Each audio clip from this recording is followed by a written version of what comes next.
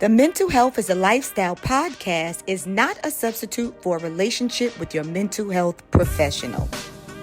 Hello, everyone, and welcome back to another episode of The Mental Health is a Lifestyle podcast with your girl, Andrea Wise-Brown. So y'all know what I need you to do if you haven't done so already. Click this little subscribe button, subscribe to the podcast, and then click that bell so that you get notifications when there's another episode up. And now we are going to jump right back into this episode to part 2, where the sex doctor, Dr. Tangie, answers your questions. Okay, I love it when you said women. Yeah, what you found is that women can potentially they get bored. They get bored with the sex. So what I'm wondering is, because this was another question.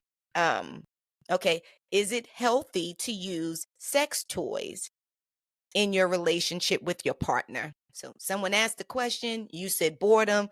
So I'm like, I'm wondering if this would be something that would be healthy to kind of re-engage the woman who sent that question. Oh, absolutely. I see toys as possibilities. And, when if you needed a leg, you would go for prosthesis, right? You wouldn't be like, no, I don't want that leg because that's artificial and that's plastic and or metal and that doesn't really belong to me. You use it as a tool. And same thing with sex toys. If you need them as tools, absolutely. I would encourage people to always look at toys as allies, as aids, as help, as fun things that add spice and possibility into the relationship. Some guys in particular, they feel very threatened by toys because they're like, oh, I can't compete. That's And then right. she will fall in love with the toy. Well, up your game. If that's how you feel, then you have to up your game. Don't be lazy and bring something else to the table. But it doesn't have to be a competition. It can be an adjunct. It can be a great sidekick. And so bring it on. For me, it's really source of joy when I have guys who are like, "Oh, I buy sex toys for my wife all the time." And they want to see them having fun and reaching those orgasms and going into frenzy and climaxing and they don't care if they're using 20 different implements for it besides their own penises and fingers and mouth. They just want it all. And those are the ones who make the relationship spicy and fun. So if you're a woman and you would like to incorporate that into your sexual relationship, talk to your partner. If they have any apprehensions, tell them that this is not a substitute. Go to town, use these toys, go and see what's in the market. I know that we have everything to our disposal now with online commerce. However, I tell people go to your local sex shop or novelty shop or romance store, and you will find so many things that sometimes you have no idea, but you will also be able to, see it, read the labels, look at the box. Maybe they will let you touch it, and you will gain better ideas about what is it that you like and what is something that you would like to incorporate. Okay, that sounds so good. So we talked about adding sex toys. What about adding another person? So someone asked if having threesomes is that good or bad for their monogamous relationship? So, well, having a threesome makes the relationship not monogamous anymore. So, Well, um, sexual threesome. So they want to be yeah, in a okay, okay. yeah. So, people say monogamy in the context of like, I am for you, exclusivity. So that's Okay. what monogamy means. It's Okay. exclusivity. And some people Mm-hmm. can have very, very strict definitions of what monogamy is. So there's not one definition of monogamy, but usually it's like, I'm committed to you, you're committed to me, we don't see other Mm-hmm. people. That's what monogamy is. So the So having a threesome is actually a modality of opening the relationship. So in a technical way, it will not be monogamous anymore. Now, what it will be is an ethical non-monogamy. So that's what it will turn into. We will only have sex, and only sex if that's the arrangement or the agreement, with people that we both agree that we're going to be bringing into the relationship. Okay? So maybe you want to gift your partner a threesome for their birthday because you know that's what they were always dreaming about, and you're only going to do it just once. Well, you open the relationship, even if you close it again, but you opened it. And it's ethical because everybody's in the know, everybody's in agreement, everybody consents. So that these are the parameters of ethical non-monogamy. And so if it's healthy, it depends on the couple and it depends on the individual. So for many, it can be fun and exhilarating and nothing further to discuss. It's just kind of like something that happened that spiced things up. We brought this person, everybody had fun, and then it's done, and the sex life and the relationship continues with no hiccups. However, what I tell people is this is not as simple as it seems. There's a lot of things that you need to know about yourself, about your partner, about the health of the relationship, and about this other person before you do any of this. So there's 4 people, if the relationship was a person, 4 people that now you have to have a lot of information on and consult with before you move forward. So this is not something that you want to do on a whim. This is not something that you want to propose to everybody, and it can be dangerous. It can lead to, as you said, if you're doing it because you're kind of losing your partner and you want to use this as a like, oh yes, I'll open the relationship because that's what he or she always wanted, and everything is going to be perfect, you can be creating more issues for yourself. It's like a baby. That's You right. don't get pregnant to save a relationship. That's Same right. thing. Yes. You don't bring a third person into your bedroom to save a relationship. And so that can lead you to a very dangerous path. There needs to be a lot of emotional maturity, lots of communication. Consent has to be very abundant and clear and ongoing.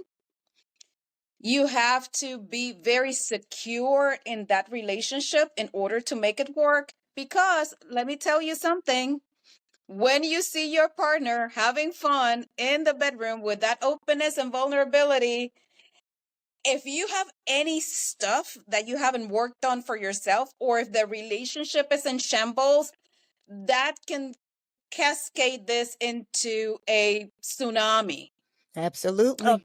resentment, bad feelings, everything just resurfaces, and this can be devastating. So if you're having any unresolved issues, like talk to Miss Weiss here. Don't just bring another woman or a man and have sex and think that that's going to solve the relationship. Absolutely. Absolutely. Absolutely. I totally agree.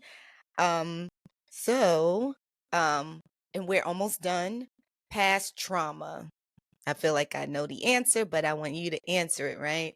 And so when we talk about past trauma, trauma may be sexual trauma as a child. If you were, maybe a person was abused, or used in some way sexually. How do you get past that? Because I've seen that being an issue in adult Mhm. relationships in regards to sex and intimacy, which is closeness. So, how do you get Mhm. past that? And can you get past that, Dr. Tangi? So I would say if anybody has suffered any past sexual trauma, and sometimes it doesn't necessarily have to be trauma, it can be sexual inappropriety in which it wasn't necessarily something that created a strong imprint, and you're not necessarily being severely scarred emotionally, mentally for it, but it could be just sexual advances that were done onto you or sexual harassment that it didn't lead to that deep scarring, but they will leave a trace. And so that is definitely something also to consider. And not that I want to take away from the trauma, but I would like to include people in the conversation who have lived through inappropriate sexual things that probably are not calling it trauma, or maybe it does not fit that definition of trauma, but they feel like, because of this that happened, and I've heard it in clinical practice a lot, it's like, well, I mean, I wouldn't say I'm traumatized over it, but I had a cousin who touched me inappropriately, Mm-hmm.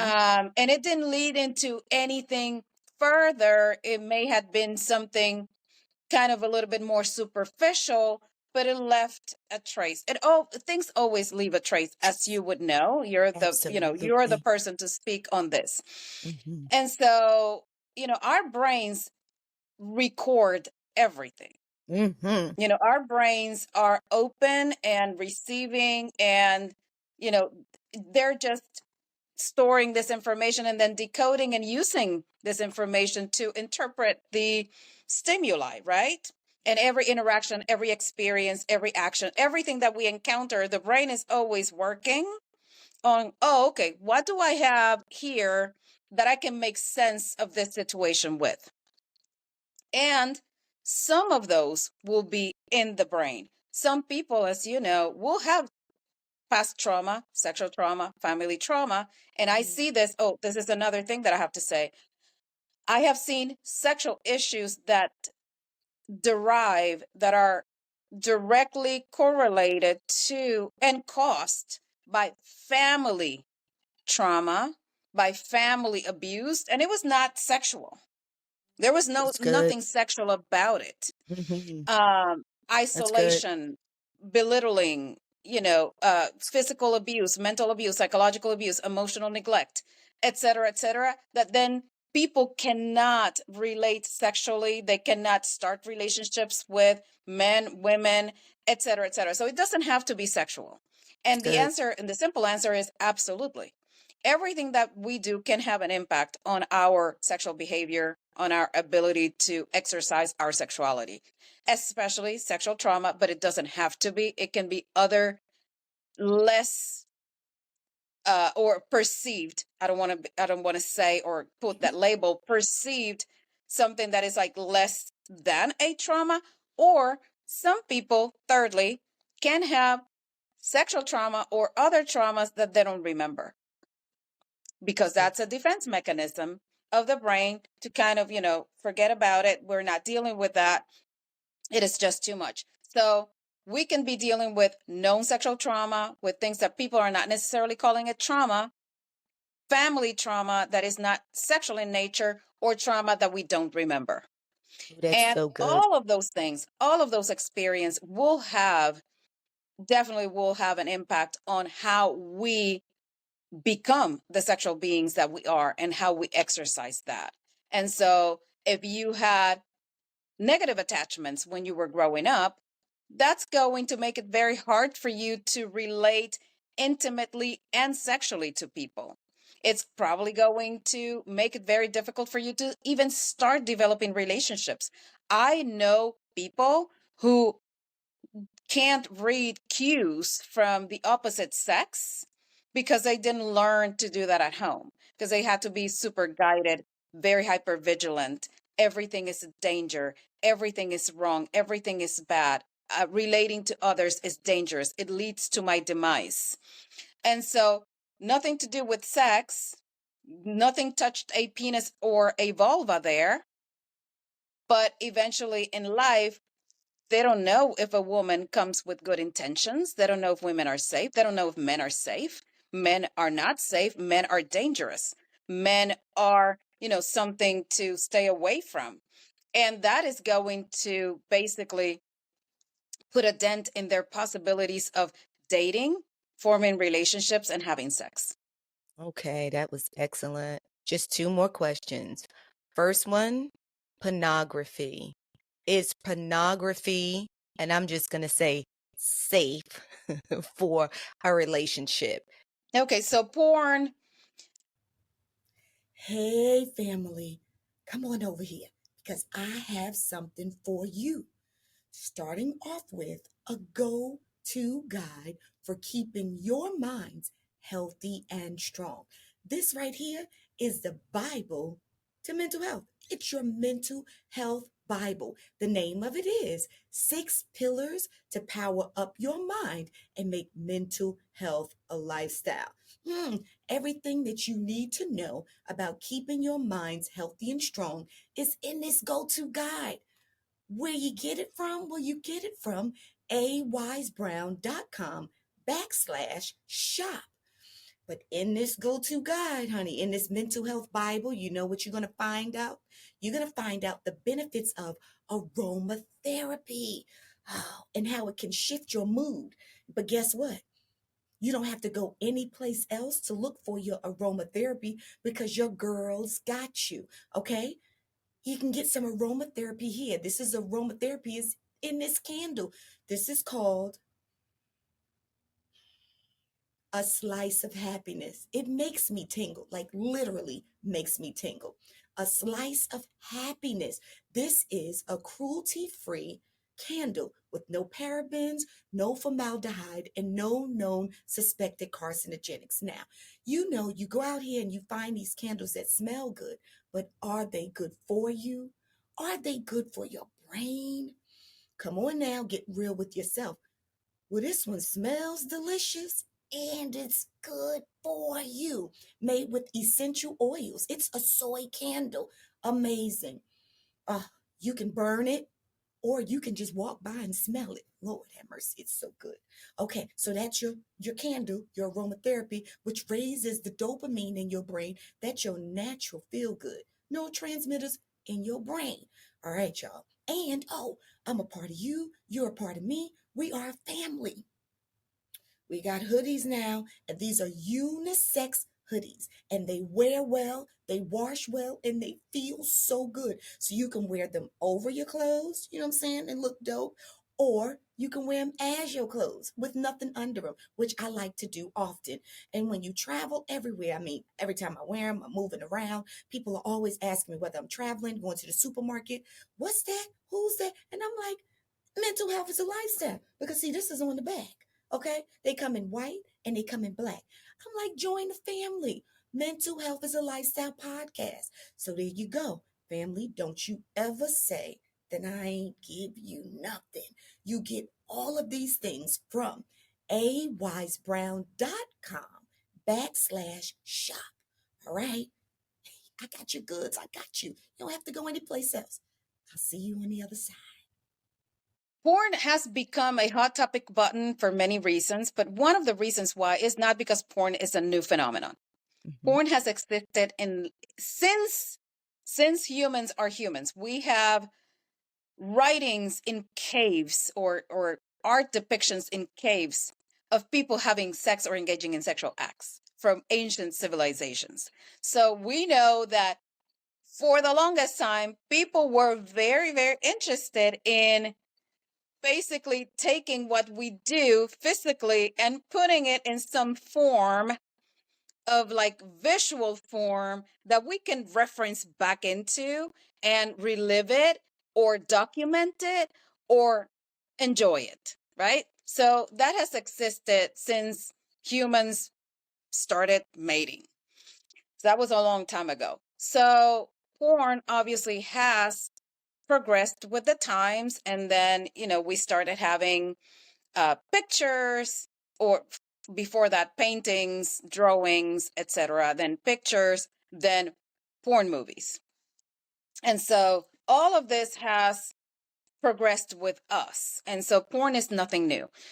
However, it used to be very hard to find porn or to be exposed to porn. You really had to be actively looking for it.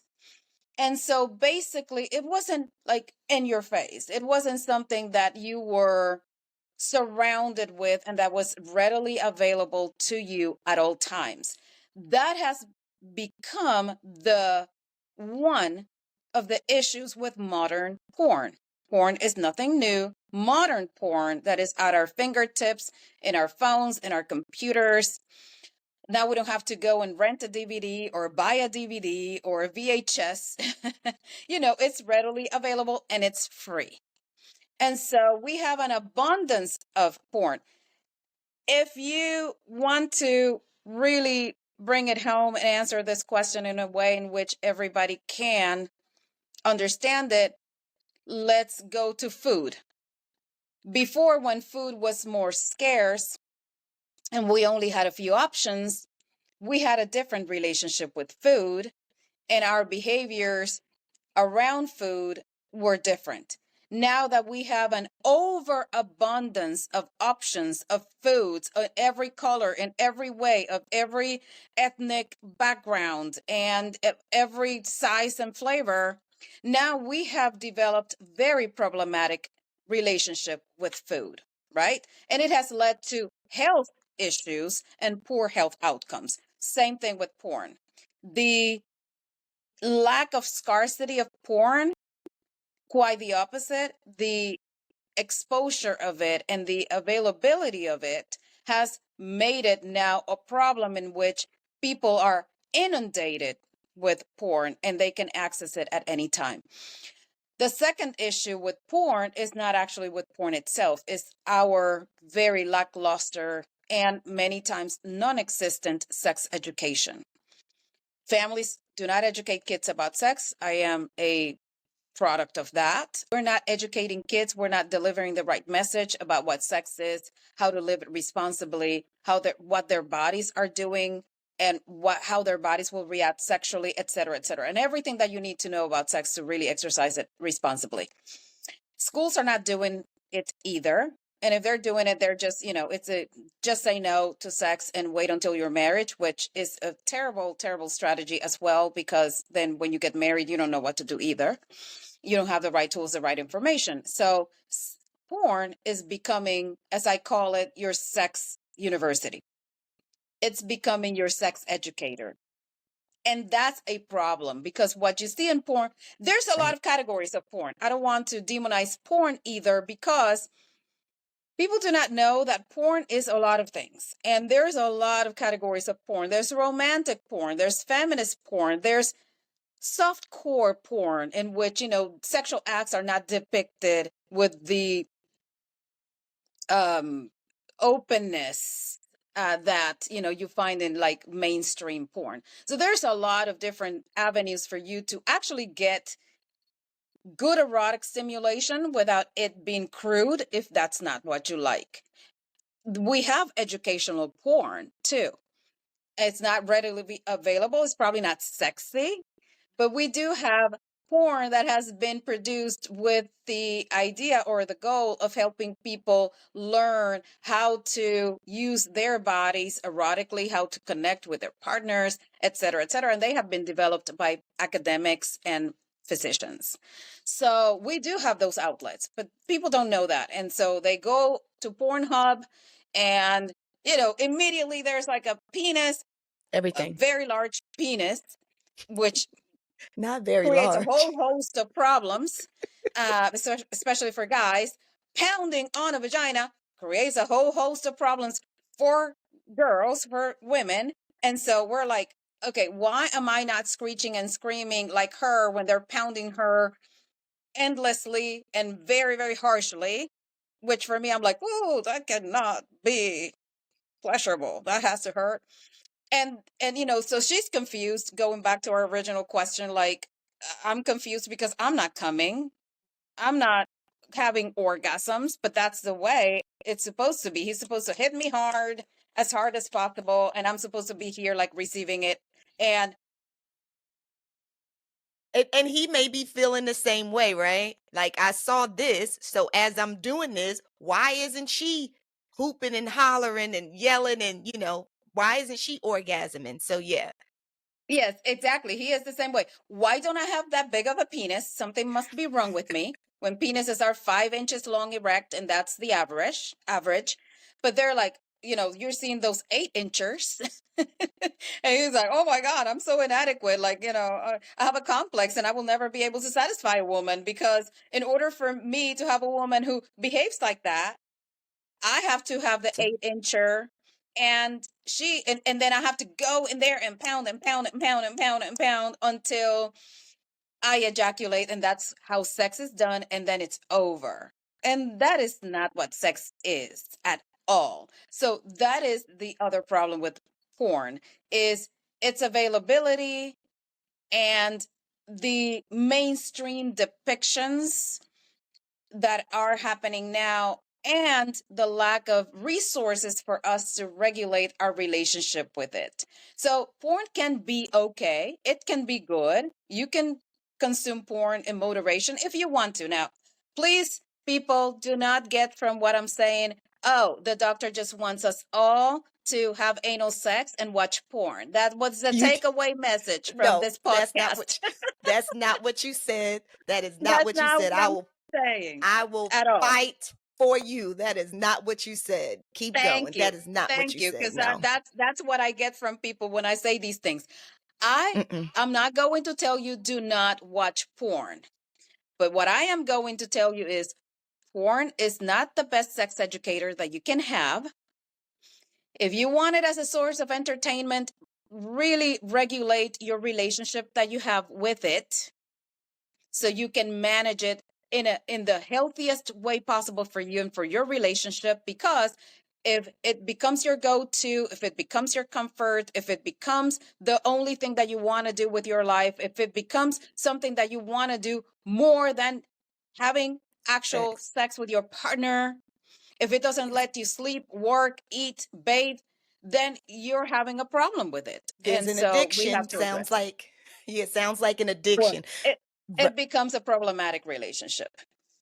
Yes, no, I got it. And so to me, it sounds like what I got from that was, right, too much of anything can be harmful. So you said, I love the illustration, not the illustration, but the metaphor about food and porn, right? Too much of anything, but you saying do it with moderation. Okay, and the last question, and I thought that this question was cute, but it was a question that was asked. And it says, I read that is having sex is equivalent to having a good workout.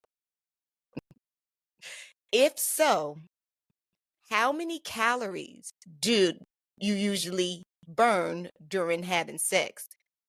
And can I lose weight having more sex? I wish I had better information to tell you about that, because what I can tell you is, number one, it depends on the kind of sex you're having. So if you're having acrobatic, marathon running, triathlon kind of sex, probably you're burning a lot of calories. But sex in and on itself, the way that we normally sex, it doesn't burn significant amount of calories. So let's say your caloric intake ranges from 1,200 to 2,000 calories a day.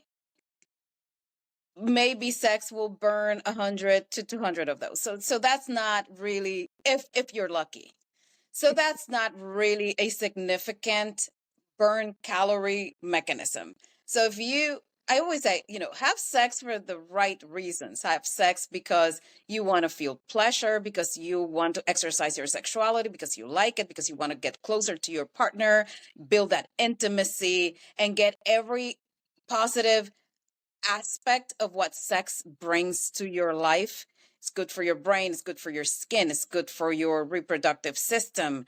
It floods you with good neurotransmitters, makes you feel good, it improves your mood, your sleep, your immune system, your pelvic floor tone. So all of those things, do it for those reasons. But to lose weight, I cannot cite any good studies telling you that if you have more sex, you're going to lose weight. Now, what I will tell you is this: the more sex you do, probably, and the more you use your body for sex, like flexibility wise and endurance wise, and balance. It's good for those things. So it will keep you more kind of nimble, and it will give you Young. more. Yes, exactly. So it will contribute to that. But I also know people who are not necessarily too mobile, too body able, who have very good sex, great amounts of sex, and it's not necessarily going to change anything. So sex is not physical therapy. It's not personal training.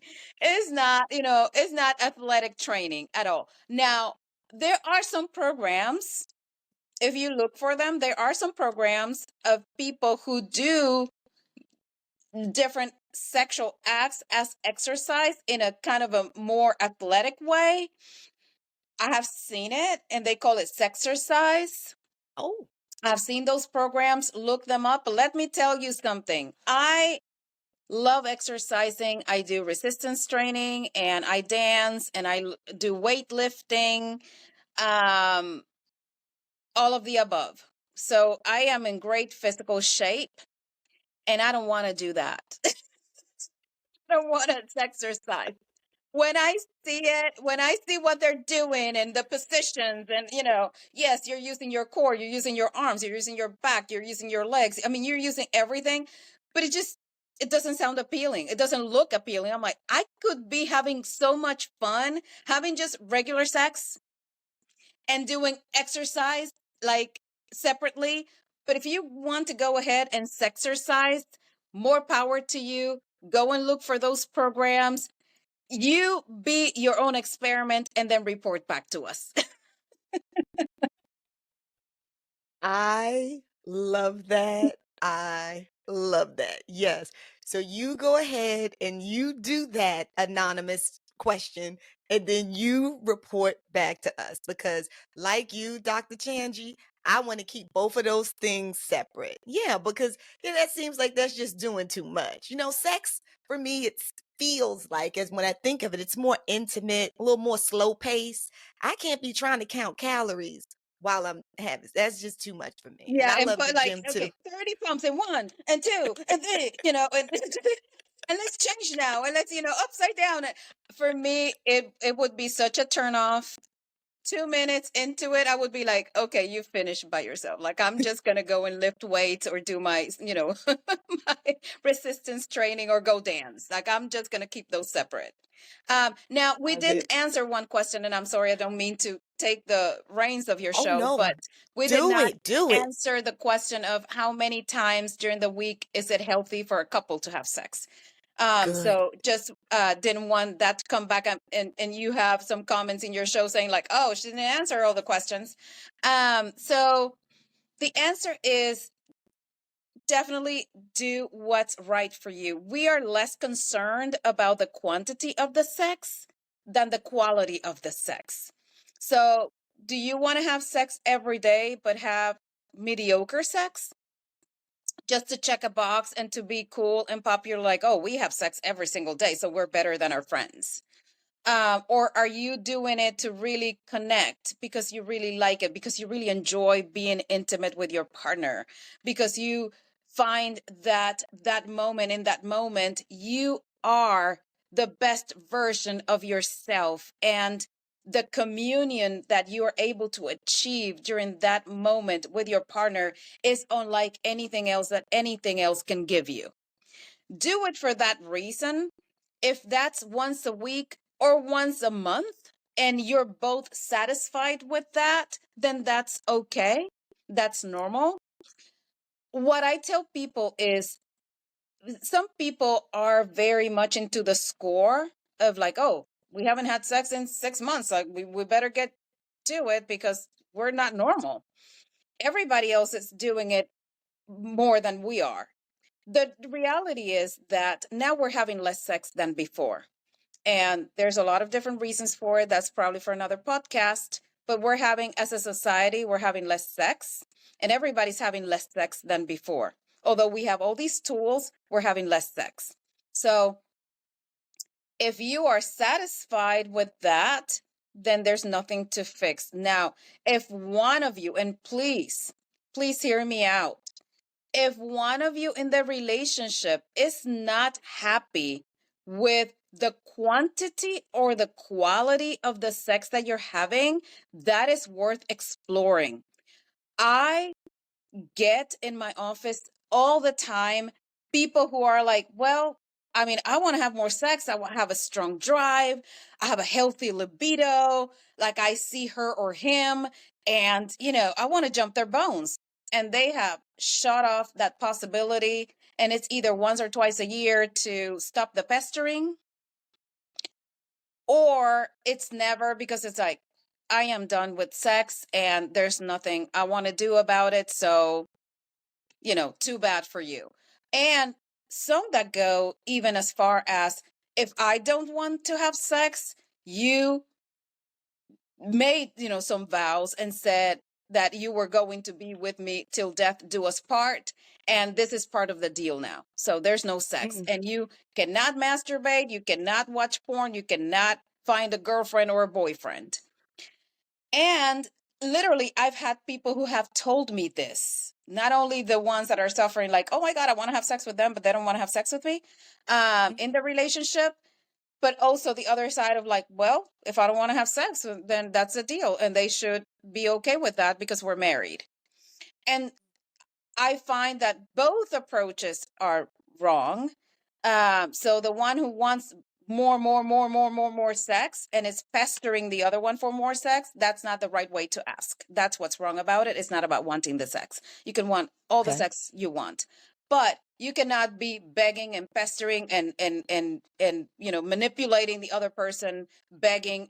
That's not sexy, and that's not conducive to what you want. You're not going to get what you want that way. You're probably going to get to a sex act, but it's not going to be to the liking of the other person. And ultimately, you want to enjoy and share that time with the person, with your partner. And then the other one saying like, it is done, or yeah, sure, let's do it. It's your birthday. Let's get it over with. That's not healthy either. So when you make a commitment, you also make a commitment to the sex. You make a commitment to be partners in sex.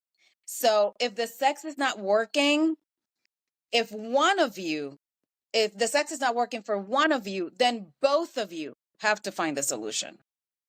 But if both of you are in agreement that, oh, okay, so we have sex once a month, but I am very okay. I'm very happy. Yeah, I am too. I don't need it anymore. Okay. That's totally normal. So quality over quantity, and please fix it if one of you feels like this is not working, or both of you feels like it's not working.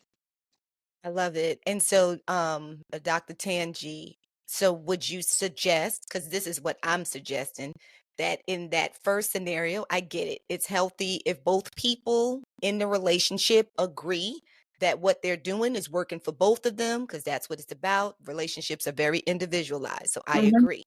However, the other scenario that you presented about one pestering because they needed more, and the other one is like, well, I mean, we just did it 3 weeks ago, and like, I'm just not into it right now. Would you suggest that they come to see you to have some sex counseling, some sex therapy?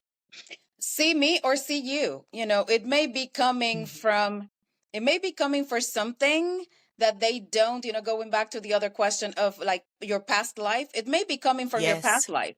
It may not be coming from anything sexual, or you may discover that it is. So also examine yourself. And if this is something medical, if this is something like hormone related, there's medications that can also decrease your libido, medical conditions, mental health conditions, dynamics within the relationship. So really examine what's going on. But some people just shut it down and they don't want to do any work, right? And that's the problem. And that's the problem. The problem is, I don't want to do any work. I don't want to invest any kind of energy into this. We're in this zone of comfort right now. Like, I know you, you know me, we have kids together, we have a house, we have a mortgage, we have, et cetera, et cetera. Like, I am cozy in my pajamas and I'm not going to move to do the work. And the other person is probably entrenched in the same camp, it's like, well, I'm not going to do the work either. So that's the problem. Really recognize that there is a problem. So if I am always saying no, or if you're always receiving a no, there is a problem. But let's start with us. Accountability, right? Accountability. If I'm always saying no, I need to examine what's going on. Is it resentment? Yes. Is it a health condition? Is it my hormones? Is it medications that I'm taking? Is it stressors of life? Is it that I am in this caregiving role and I cannot switch and get out of that role to now be sexual and open and adventurous sexually? What's really going on that I'm always saying no? And you have to take into consideration what that no is doing to your partner. That's part of the relationship. If you're always saying no and rejecting your partner, eventually that will do something to your partner. And that's not fair either. And for the one pestering, they also have to find better strategies to communicate their needs and wants. That is not like, but come on, you're never in the mood, but you always say no. But, I ask every time I ask, you are always tired and you're always, with something. If it's not that you're sick, it's that you have to go with your mother. And if it, that's not the right strategy, because then the other person will say yes at the cost of resentment. And resentment accumulates and accrues interest. Yes. It becomes bigger and bigger the more it accumulates, and it really creates a lot of issues in relationships. So talk to you or talk to me, but please get it addressed. Love it, love it, love it. And I love you too. For all of your knowledge, just your communicative style. Like, you are freaking amazing, Dr. Angie. And I have enjoyed our conversation so much. And I know my family, the listeners, are going to enjoy it too. So please tell us, where can they find you? Because I know they want to find you. Yes, so very easy, texassexualhealth.com. So if you just remember, oh, we're in the state of Texas and she is a sexual health practitioner, so texassexualhealth.com. That's where you can find me. You can find me on YouTube, The Sex Doctor. So if you go to YouTube, or I think if you go to Google, The Sex Doctor, it will take you to my YouTube. And Instagram, The Sex Doctor RX, RX, R as in Robert, X as in X-ray, as the prescription. So that's where you can find me. And I hope that you live the best sex life that you can possibly live. It is our gift. It is our right. It is a beautiful thing about being human. And there's nothing wrong with wanting to exercise our sex lives responsibly and ethically.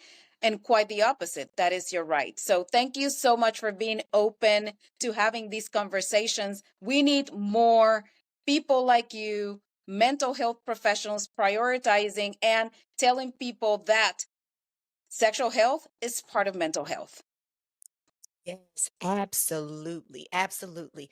Dr. Tangie, all of that good stuff. Oh, I love it. I love it. I love it. And yes, sexual health is a part of mental health. And this has been another episode of the Mental Health is a Lifestyle podcast with your girl, Andrea Wise-Brown, and family. I will see you next week on the next episode. If you didn't do so already, remember, subscribe and click that bell. I love you long time.